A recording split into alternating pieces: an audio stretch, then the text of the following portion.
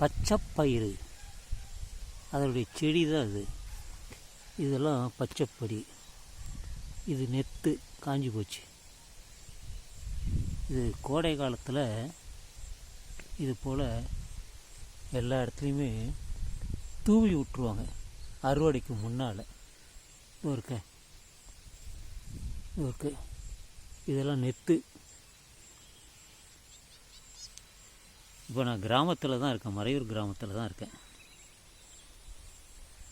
நல்ல விளைச்சல் இருந்தால் மூட்டை கணக்கில் நல்ல விளையும். எப்படி இருக்குன்னு தெரியல. தற்பொழுது மயிலாடுதுறை மறையூர் கிராமத்தில் எங்கள் நிலத்தில் தான் நான் இருக்கிறேன். இதோ இந்த தென்னை மரம், இந்த மாமரம், இது எல்லாமே அண்ணனுக்கு உரியது.